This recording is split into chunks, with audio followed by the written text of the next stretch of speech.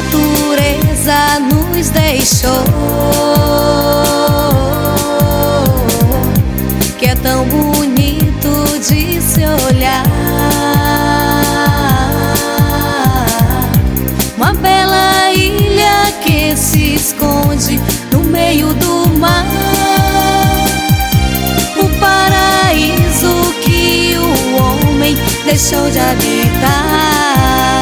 Vitor Aurélio, eu convido a você que venha um dia visitar as dunas do nosso delta, a ilha do Caju. Tanta beleza que você não quer mais voltar. São nossas riquezas virão. São belezas do Maranhão. São nossas riquezas virão. Vitor Aurélio, São belezas do Maranhão.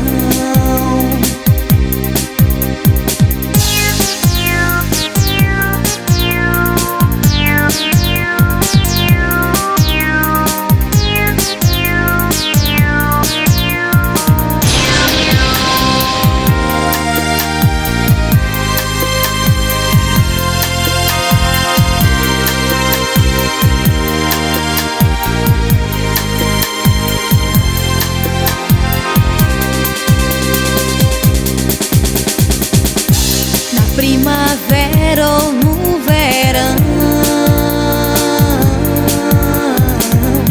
as praias lindas te conquistarão. Araioses, carnalbeiras, caranguejo e camarão. É o Nordeste, é o meu Brasil, terra de grandes paixões.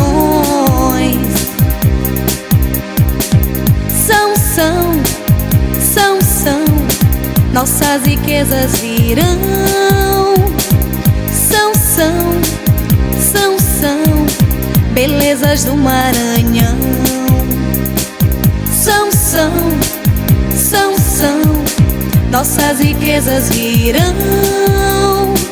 São belezas do Maranhão.